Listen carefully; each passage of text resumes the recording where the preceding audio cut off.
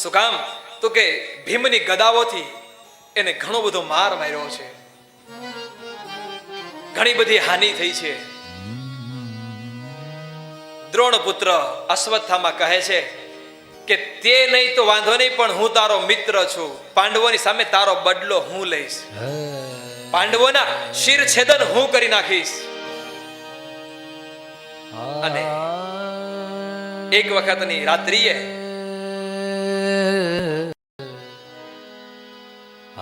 એ કુરુક્ષેત્રના મેદાનની અંદર રાત્રિનો સમય થયો છે અને પાંડવો જેવા એના કર્મથી પરવરી અને શયનખંડમાં જાય ત્યારે ભગવાન દ્વારકાધીશ, ભગવાન કનૈયો એમ કહે છે કે આજે તમારે અહીંયા નથી સુવાને, અન્યત્ર જગ્યાએ લઈ ગયા. અને એ જગ્યા ઉપર પાંડવોના 5 સંતાનો, 5 પુત્રોને સુવરાવ્યા છે. રાત્રિનો સમય થયો છે. અશ્વત્થામા આ પાંડવોને મારવા માટે એની કુટીરની અંદર પ્રવેશ કર્યો. આ 5 સંતાનોને જોયા છે. ભાગવત એમ કહે કે 5 કુમારોને જોયા છે. 1 થી 5 વર્ષ સુધીની જે ઉંમર હોય ને એ બાલ્ય અવસ્થા ગણાય. 10 થી 15 વર્ષની ઉંમર હોય એ પૌગંડી અવસ્થા કહેવાય. 15 થી 20 વર્ષની ઉંમર હોય એને યુવા અવસ્થા, કુમાર અવસ્થા ગણાય. અને 15 વર્ષ 20 વર્ષ પછીની યુવા અવસ્થા પણ એ યુવાની આપણા ઉપર છે કે ક્યાં સુધી રહે, કારણ કે ગઢપણ ક્યારે આવી જાય એનો આપણને કઈ ખબર હોતી નથી. અમુક 35 વર્ષે ગવડો થાય ને અમુક 70 વર્ષ સુધી તો કે હું હજી યુવાન છું. એટલે ગઢપણ ક્યારે આવે એનો ખબર હતી નથી. આ 5 સંતાનો અહીંયા સુતા છે. અશ્વત્થામા રાત્રિએ પ્રવેશ કર્યો, ખડગ કાઢી અને એક ખડગનો ઘા મારી આ 5 પાંડવોના પુત્રોના શિર છેદન કર્યા છે.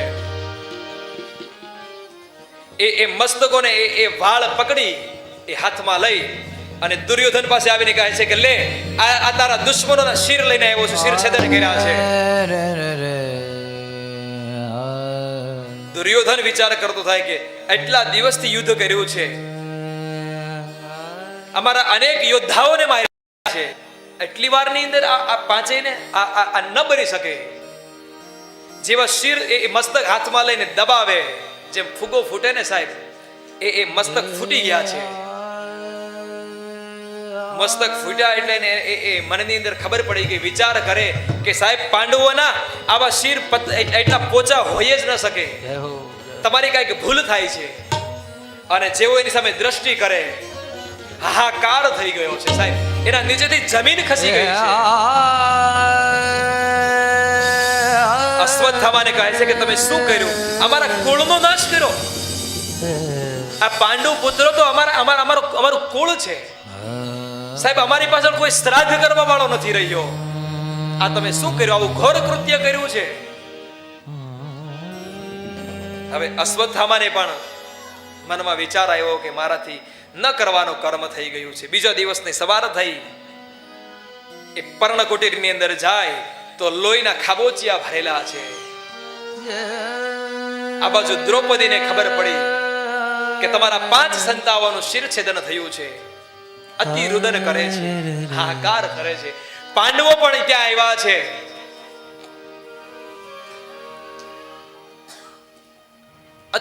અતિ દુખી થઈ છે દ્રૌપદી, અતિ રુદન કરવા લાગી છે.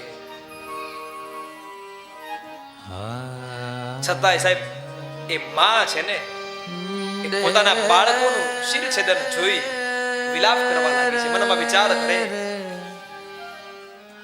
અરે વેર તો એ પાંડવોની સાથે હતું, આ તો એના સંતાનો છે. કૃત્ય, આવું ઘોર પાપ કોણે કર્યું છે? આ બાજુ અર્જુન દ્રૌપદીને કહે છે કે દ્રૌપદી, હું તને વચન આપું છું કે તારા સંતાનનો જે હત્યારો છે ને, એના જ્યાં સુધી શિર છેદન ન કરું ને, અને એના શિરનો પાટલો તને બનાવીને એના પર જો તને ન બેસાડો ને, ત્યાં સુધી હું એક જગ્યા પર સ્થિર બેસું નહીં. ભીમ ગદા ફેરવે છે. આમ કરતા કરતા ખબર પડી કે અશ્વત્થામાથી આવું થયું છે.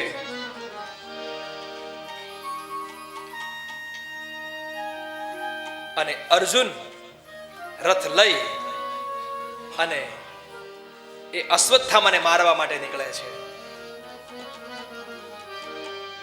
આગળ રથ અશ્વત્થામાનો છે, પાછળ અર્જુનનો રથ થયો છે.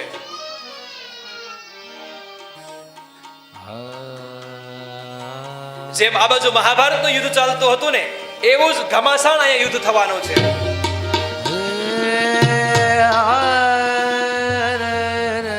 એક બાજુથી અશ્વત્થામા બાણ ચલાવે છે રથમાંથી, એક બાજુ અર્જુન બાણ ચલાવે છે અને કૃષ્ણને કહે છે કે ચલાવો રથને.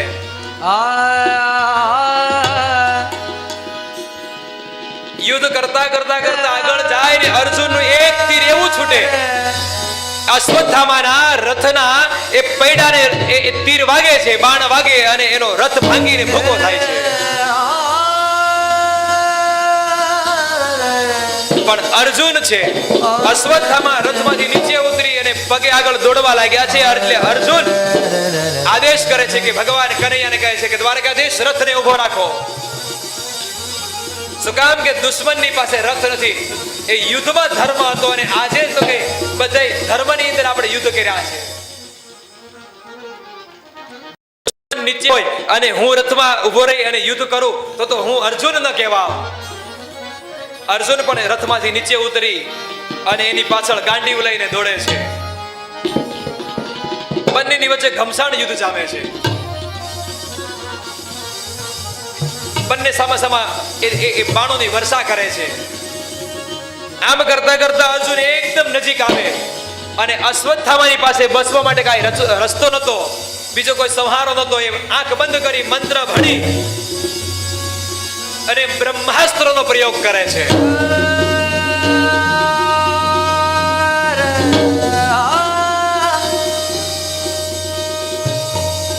જેવો બ્રહ્માસ્ત્રનો એ પ્રયોગ કર્યો છે અને બ્રહ્માસ્ત્રનો એટલું બધું તેજ છે, સાગરો ખળભળવા લાગ્યા છે, અવાજો થવા માંડી છે, પૃથ્વી હલવા લાગી છે. દેવતાઓ વિચાર કરે છે.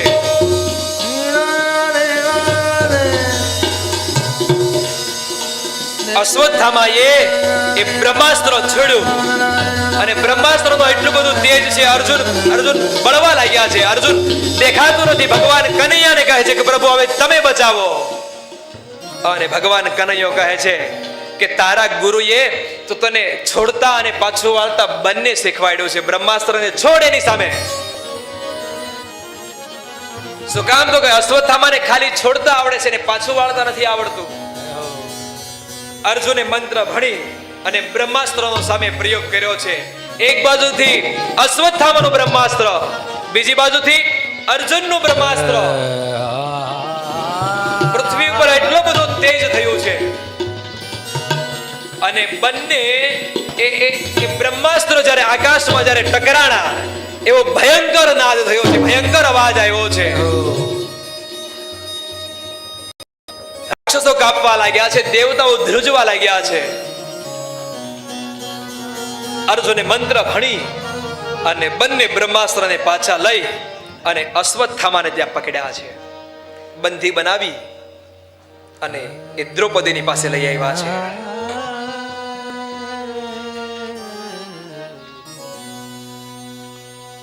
જેવા અશ્વત્થામાને ત્યાં લઈ આવ્યા અને અર્જુન એ દ્રૌપદીને કહે છે કે જો દ્રૌપદી આ તારા સંતાનનો હત્યારો છે, તું જે કે એને અને તું જે કે એ દંડ આપીશ.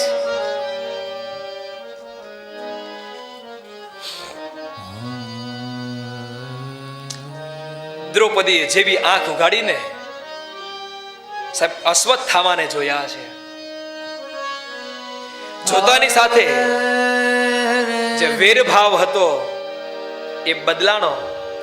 સૌથી પહેલા તો દ્રૌપદી એને વંદન કર્યા છે. 5 પુત્રનો હત્યારો હોવા છતાં એ અશ્વત્થામાને 2 હાથ જોડી અને દ્રૌપદીએ વંદન કર્યા છે. અર્જુન હલી ગયા છે. ભીમ કહે છે કે આ 5 સંતાનોનો હત્યારો છે, તમે એને હાથ જોડીને પ્રાર્થના કરો છો. અને એ સમયે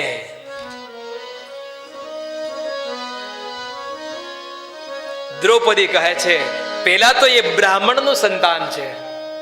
મુચ્યતામેષ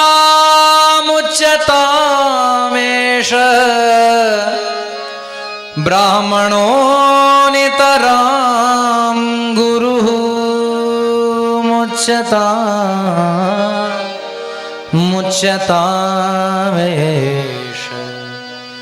બ્રાહ્મણો નિતરામ. દ્રૌપદી સાહેબ એ દયાનું પ્રતીક છે.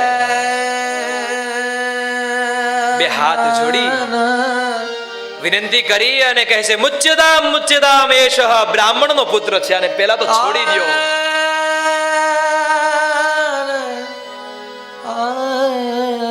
છોડવાની વાત આવી એટલે અર્જુન કહે કે છોડી દી, પણ મારી પ્રતિજ્ઞાનું શું? એ સમયે ભગવાન કનૈયો છે ને એ પરીક્ષા કરે છે. કનૈયો અર્જુનને કહે છે કે લે ગાંડી અને ચડાવે એક તીર અને આને મારી નાખ. કનૈયો એ પરીક્ષા કરે છે કે આના મનની અંદર કેવો ભાવ છે, અર્જુન પ્રત્યે કેવો ભાવ છે. સાહેબ પરીક્ષાઓ થાય ને એનો જ સારથી બને. એ પરીક્ષામાં પાસ થયા પછી અર્જુનની પરીક્ષા કરે, અર્જુનને ચડાવે છે. અર્જુનને કહે છે કે લે હાથમાં ગાંડી લે અને ચડાવે એક તીર, કરી નાખ એનું શેર છિદન. એક બાજુ ભગવાન દ્વારકાધીશને મારવાનું કહે છે, એક બાજુ દ્રૌપદી કહે છે કે સાહેબ આ તો ગુરુપુત્ર કહેવાય, એમાં પણ બ્રાહ્મણ છે, બ્રાહ્મણને મરાય નહીં, બ્રહ્મ હત્યાનો પાપ લાગે. એટલે એ સમયે અર્જુન ભગવાનને પ્રાર્થના કરે કે પ્રભુ તમે જ રસ્તો બતાવો. અને ત્યારે કનૈયો કહે છે કે બ્રાહ્મણને મરાય નહીં, પણ એનું તમે શિખાછેદન કરો તો એ બ્રહ્મ હત્યા સમાન, એ બ્રાહ્મણને માર્યા સમાન છે. અને બીજું તો કે એની આગળ જે તેજ છે, એનો મણી છે, એ મણીને કાઢી નાખો, એનું શિખાનું છેદન કરી અને એને તમે અહીંથી રવાના કરી દો, એટલે તમારો પાપ પણ નહીં લાગે અને તમે જે વચન લીધેલું છે, તમે જે તમારી પ્રતિજ્ઞા છે, પ્રતિજ્ઞાનો ભંગ પણ નહીં થાય.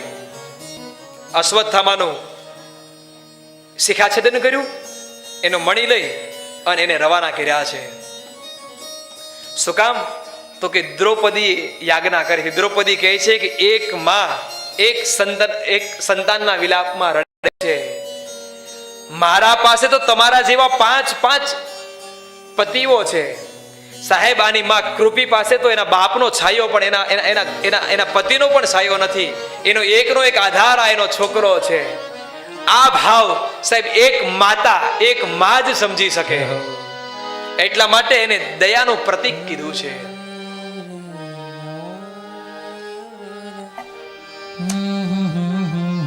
પાંડવો એ બીજા કોઈ નહીં, સાક્ષાત ઇન્દ્ર છે. અદ્ભુત કથા છે. દ્રૌપદી એ સાક્ષાત ઇન્દ્રાણી છે. એક વખત ઇન્દ્રે એ અહલ્યાનું ચરિત્ર ભ્રષ્ટ કર્યું.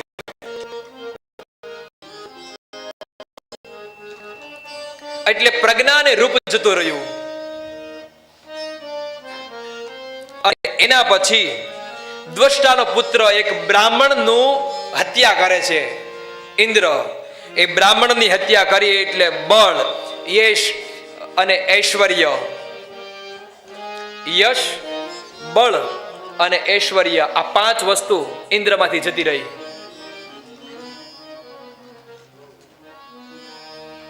અને આ 5ની પ્રાપ્તિ માટે એને ફરી આ પૃથ્વી પર જન્મ લઈ અને પાંડવના રૂપમાં આવવું પડ્યું. આ બાજુ ઇન્દ્રએ ભગવાનને પ્રાર્થના કરી, ધર્મરાજને પ્રાર્થના કરી, પ્રભુ હવે શું કરું? એટલે ધર્મરાજે એમના આમ ડાબો ભાગ હોય ને એ લઈ અને કુંતાના ઉદર પધરાવ્યા અને એમાંથી યુધિષ્ઠિર થયા.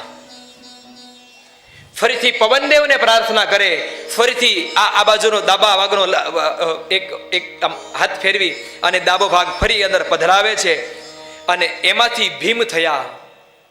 અશ્વની કુમારોને પ્રાર્થના કરી અને ફરીવાર ડાબી બાજુથી એક ભાગ લઈને પધરાવ્યો, એમાંથી નકુલ અને સહદેવ થયા. અને જમણો ભાગ હતો ને એમાંથી લઈ અને જમણો ભાગ પધરાવ્યો ને એમાંથી એ અર્જુન થયા છે.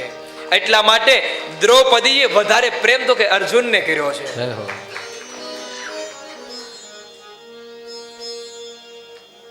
ઇન્દ્ર એવા ઇન્દ્રાણી કહે કે મારે ક્યાં જવું? તો કે તમે જાઓ દ્રુપદ રાજાને ત્યાં, એના યજ્ઞમાંથી પ્રગટ થશો અને તમારું નામ દ્રૌપદી પડશે. અને તમારે એક નહીં 5 પતિ સાથે લગ્ન કરવા પડશે. અને 5 પતિ સાથે લગ્ન કરશો ને ત્યારે તમને તમારા પતિ ઇન્દ્ર તમને એક મળશે. એ આ મહાભારતની કથા છે. અને આ બાજુ અશ્વત્થામાને છોડી દીધા, પણ અશ્વત્થામાને સાહેબ એ મનની અંદર રાખ્યું છે કે મારે આનો બદલો તો ગમે એમ થાય આપણે મૂકીએ. હમણાં મેં કીધું ને, જીવ જાતો ન હોય ને એ મરતા ટાણે છોકરાને એમ કે ઓલા મગરના ઘરનું પાણી નહીં પીતા હો, મને શાંતિ નહીં મળે. એટલે ભાઈ હવે તો મૂકે ને.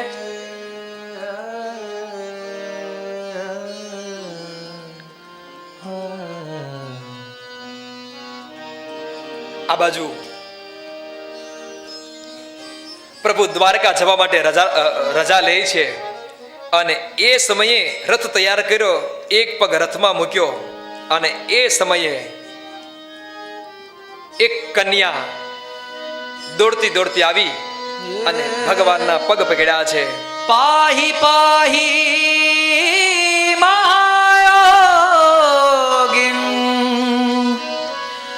દેવ દેવ જગત્પતે નાન્યમ ત્વદભયં પશ્યે યત્ર મૃત્યુઃ પરસ્પરમ. કૃષ્ણને કહે છે બચાવો બચાવો, મારું મૃત્યુ થાય એનો વાંધો નહીં, પણ મારા બાળકનું મૃત્યુ ન થવું જોઈએ. મામો મામે ગર્ભો નિપાત્યતઃ, એ માના ગર્ભની અંદર બાળક છે અને દોડતી દોડતી એ ભગવાનના પગ પકડી અને ભગવાનને કહે છે કે હું મરું તો વાંધો નહીં, પણ મારા બાળકને બચાવો. અને એ સમયે એ વિરાટ રાજાની પુત્રી અને અભિમન્યુની એ વિધવા પત્ની એ ઉત્તરા હતી. 7 કોઠાના યુદ્ધમાં જ્યારે અભિમન્યુ મરાણા અને એ સમયે એની પત્ની ઉત્તરા એ ગર્ભવતી હતી. અને આ બાજુ અશ્વત્થામાને ખબર હતી કે હજી પાંડવોના વંશમાં આ એક સ્ત્રી ગર્ભવતી છે ને એના વંશમાં હજી પણ એક સંતાન આવવાની તૈયારી છે. એ સંતાન પણ મારે નથી રહેવા દેવું, એ પાંડવોના વંશનો નાશ કરવો છે. એને મારવા માટે દોડે અને ત્યારે ભગવાનનો પગ પકડ્યો છે. એના શ્વાસ પાછો ખેંચે, એમાંથી ભગવાને નાનું એવું એક રૂપ ધારણ કરી ઉત્તરાના ઉદરમાં જઈ ગદા લઈ અને એ બાળકની રક્ષા કરે છે. અને એ બાળક આમ આમ આમ ભગવાનને જોવે છે અને એ જોતા જોતા આમ આમ ગોળ ગોળ ફરે છે ને, એટલા માટે જ એનું નામ પડ્યું છે પરીક્ષિત. અને એ બીજા કોઈ નહીં, એ સ્વયં પરીક્ષિત મહારાજ. અને એ પરીક્ષિતનું ભગવાને માના ઉદરમાં પહેલી વાર રક્ષણ કર્યું છે. પછી ભગવાન રથમાંથી નીચે ઉતર્યા, ભગવાન રોકાણા છે. પાંડવો વિચાર કરે કે કદાચ યુધિષ્ઠિર મહારાજ રાજગાદી ઉપર બિરાજમાન થયા છે એટલે એને સલાહ સૂચન કરવા માટે ઉભા રહ્યા છે. કુંતાને મનમાં વિચાર આવ્યો કે આ મારો ભત્રીજો છે એટલા માટે રોકાણો છે. ઉત્તરાને કદાચ મનમાં એવો વિચાર આવ્યો કે મારા સંતાનનું રક્ષણ કરવા માટે રોકાણા છે, પણ નહીં. હજી મહાભારતનું એક મહાન પાત્ર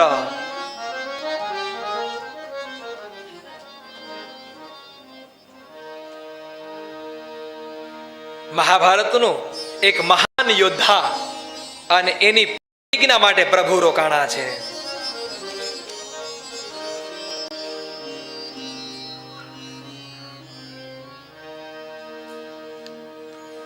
અને એ સમયે એક વખત કુંતીજી પણ ભગવાનની પ્રાર્થના કરે છે. ભગવાન રોકાણા છે અને ભગવાન રોકાણા ને ત્યારે કુંતીએ એક સ્તુતિ કરી છે. નમસ્યે પુરુષં ત્વાદ્યમ ઈશ્વરં પ્રકૃતે પરમ અલક્ષ્યં સર્વભૂતાનાં અંતર્બહિરવસ્થિતમ. કુંતીએ સ્તુતિ કરી છે અને સાહેબ પુરુષમ આ એક જ સ્ત્રી એવી છે કે જેણે ભગવાનની પાસે માત્ર ને માત્ર દુઃખ માંગ્યું છે. તમે ને હું મંદિરમાં જઈએ આંખ બંધ કરીને, ગાડી લાડી અનેક વસ્તુઓ માંગીએ છીએ, પણ કુંતાએ એને સ્તુતિ કરી અને ભગવાન દ્વારકાધીશને બે હાથ જોડી અને પ્રાર્થના કરે. કનૈયો કહે છે કે ફૈબા તમારે મને હાથ ન જોડાય, તો કે હું મારા ભત્રીજાને, હું દ્વારકાધીશને નહીં પણ સાક્ષાત આ ત્રિભુવનના નાથને પગે લાગુ છું, એને વિનંતી કરું છું.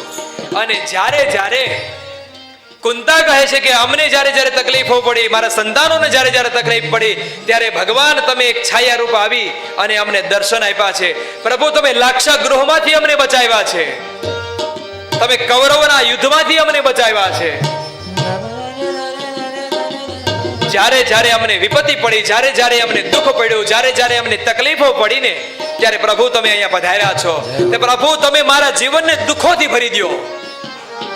વિપદઃ સંતુ ન શશ્વત તત્ર તત્ર જગદ્ગુરો ભવતો દર્શનમ યત સ્યાત અપુનર્ભવ દર્શનમ. વિપદઃ વિપદઃ પ્રભુ અમને પૈસા નથી જોતા, કોઈ વસ્તુ નથી જોતી, બસ અમારા જીવનને તમે દુઃખોથી ભરી દો. સરસ મજાની કુંતીએ સ્તુતિ કરી. અને આ બાજુ મહાભારતનું એક મહાન પાત્ર દાદા ભીષ્મ, અર્જુને એટલા બધા એને તીર માર્યા છે, એ બાણોથી એ વિંધાણા છે, અને બાણોની સૈયા બનાવી અને કુરુક્ષેત્રના મેદાનની અંદર એ દાદો ભીષ્મ સુતા છે. ધીરે ધીરે કરતા સમય નીકળ્યો, ઉત્તરાયણનો સમય આવ્યો છે. અને આ બાજુ દાદા ભીષ્મ ઈચ્છા મૃત્યુ હતા, ભગવાન પાસે વરદાન હતું કે હું જ્યારે ધારું ત્યારે મારી પાસે મૃત્યુ આવે, એ ઉત્તરાયણના સમયની રાહ જોતા હતા. આ બાજુ રથ લઈ પાંડવો, કુંતાજી, દ્રૌપદી, ભગવાન કનૈયો કુરુક્ષેત્રના મેદાનમાં આવે છે. દાદા ભસ્મ એ બાણની સૈયા ઉપર સુતા છે, પણ માથું લટકે છે એનું. અને એ સમયે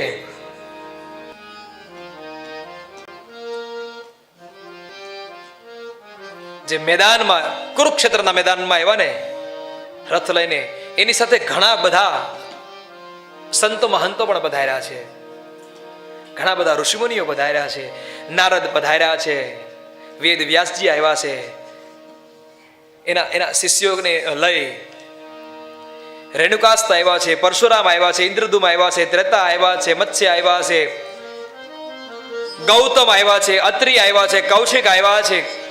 અનેક ઋષિમુનિઓ દાદા ભીષ્મના દર્શન કરવા માટે આવ્યા છે. કહે છે કે આજે મહાભારતનું મહાન પાત્ર, મહાન યોદ્ધા, આજે એની મુક્તિ છે. આજે આ દેહ છોડી, આ પૃથ્વી છોડી અને જવા માટે રવાના થાય છે. અર્જુન ઉભા છે, દ્રૌપદી ઉભા છે, ભગવાન દ્વારકાધીશ ઉભા છે. દાદા ભીષ્મ યુધિષ્ઠિરને કહે છે કે મને ઓશિકું આપો. એને યાજ્ઞા કરી કે જાઓ દાદા માટે ઓશિકું લઈ આવો. પણ દાદા ભીષ્મ અર્જુનને કહે છે કે બેટા, આ રણ મેદાનની અંદર અમારે ગાદિયા ને તકિયાના ઓશિકા ન હોય. અર્જુને ફરી હાથમાં ગાંડી લઈને એક સાથે 4 તીરને છોડ્યા, એ મસ્તકને છેદી અને એને ઓશિકું બનાવ્યું છે. ફરી દાદા ભીષ્મએ યુધિષ્ઠિરને યાજ્ઞા કરી કે મને તરસ લાગી છે, પાણી પીવું છે. સૈનિકોને કહે છે કે જાઓ સુવર્ણના પાત્રમાં તમે જળ ભરી આવો. પણ દાદો ભીષ્મ એ અર્જુનને સામે જોવે છે, અને અર્જુને મનમાં વિચાર કર્યો કે આ તો ગંગાનું સંતાન છે, આ ગંગાનો પુત્ર છે. એક તીર માર્યું અને એક તીરે ત્યાં ગંગાને પ્રગટ કર્યા, અને એ સ્વયં ભગવતી ત્યાં પ્રગટ થયા, અને ગંગાજી એ પ્રગટ થયા, અને દાદા ભીષ્મને એ ગંગાનું એ જળ એને પીવરાયું છે. અને પછી દાદા ભીષ્મ જ્ઞાન ઉપદેશ આપે છે, ઘણી બધી ધર્મની વાતો કરે છે. અને ધર્મની વાતો જ્યારે કરતા ને દ્રૌપદી હસવા લાગ્યા છે. તમે જુઓ, જ્યારે કોઈ મોટા વ્યક્તિઓ બેઠા હોય ને કંઈક ધર્મની વાત કરતા હોય, કોઈ હસે એટલે આશ્ચર્ય લાગે કે આ કેમ દાંત કાઢે છે. દ્રૌપદી હસ્યા. અર્જુન દ્રૌપદીની સામે જોવે છે, કૃષ્ણ પણ સામે જોવે છે. દ્રૌપદી ખખડાટ એ હસે છે. દાદા ભીષ્મ કહે છે, કેમ બેટા, તને આ સમયે કેમ હસવું આવે છે? તો કે નહીં નહીં દાદા, રહેવા દો ને. તો કે નહીં. અને ત્યારે આ દ્રૌપદી કહે છે કે દાદા, જ્યારે ભરી સભાની અંદર દુશાસન મારા શિર વસ્ત્ર હરણ કરતો હતો, એ સમયે આ જ્ઞાન તમારી પાસે ક્યાં ગયું હતું? ત્યારે તો હું તમારી પાસે નિર્વસ્ત્ર થઈ, રજસ્વલા સ્ત્રી, હું તમારી પાસે ભીખ માંગતી હતી. મારી સામે અમારા 5 પુત્રો હતા, મારી 5 પતિઓ હતા. એ સમયે હું તમારી પાસે ભીખ માંગતી હતી, ત્યારે આ જ્ઞાન ક્યાં ગયું હતું?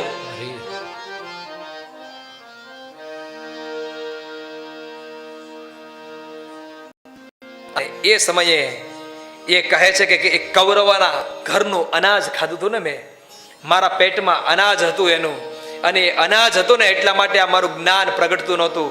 પણ તારા પતિએ એટલા બધા તીર માર્યા છે ને એ તીરના એ રુધિરથી, લોહીથી, એ અનાજ ખાઈને જે લોહી બન્યું હતું ને એ બધું નીકળી ગયું ને, એટલા માટે આજે હું આ તને જ્ઞાન ઉપદેશ આપું છું. સાહેબ, આપણા મોઢામાં કાશી પાત્રીનો માવો ભર્યો હોય અને આપણે કોકને જ્ઞાન દેવા માટે નીકળીએ, એના માટે તો પેલા પાલન કરવું જોઈએ. આપણે છોકરાને કહીએ બેટા દીવાબત્તી કર, પણ ભાઈ તું બેસી જા ને. આપણે તો ઓલી સિરિયલો હાલતી હોય, આપણને નામે ન આવડે, કારણ જોવાની તો આવે નહીં કોઈ દી. પણ એના માટે તો કે પેલા પોતાએ શરૂઆત કરવી જોઈએ.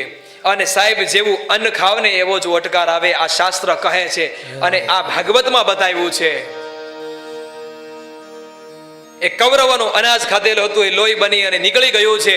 અને દાદો ભીષ્મ અર્જુનને, દાદો ભીષ્મ કૃષ્ણને વિનંતી કરે છે કે પ્રભુ, હવે આ ઉત્તરાયણનો દિવસ નીકળ્યો છે, હવે મારે આ દેહ છોડીને જવું છે, પણ મારી એક વિનંતી છે, મારી એક પ્રાર્થના છે. પ્રભુ, કનૈયો કહે છે કે બાપજી બતાવો. ત્યારે એમ કહે છે કે મારી એક કન્યા છે, અને મારી એક કન્યા હજી કુંવારી છે, અને એ કન્યાને મારે તમારી સાથે લગ્ન કરાવવા છે. સાહેબ, મેદાન સ્તંભ થઈ ગયું. એક તો આ કહે છે કે હું બ્રહ્મચર્યનું પાલન કરું, આખી જિંદગી બ્રહ્મચર્યનું પાલન કર્યું છે, લગ્ન નથી કર્યા, અને પાછી એક છોકરી. ભગવાન કૃષ્ણ કહે છે મને સમજાણું નહીં. અને ત્યારે કહે છે કે મારી આ મતિ રૂપી, મારી જે આ કન્યા છે ને, એ ભગવાન કુંવારી છે, અને એ મારી મતિ તમારાની અંદર રતિ કરે છે, તમારામાં પ્રેમ થયો છે, બસ એને તમે સ્વીકારો. અને સરસ મજાના 11 શ્લોકની અંદર ભીષ્મએ સ્તુતિ કરી છે. આપણે બધા સ્તુતિને સાંભળીએ. શ્રી ભીષ્મ ઉવાચ ઇતિમતિરૂપકલ્પિતા વિતૃષ્ણા ભગવતી સાત્વત પુંગવે વિભુમ્ની.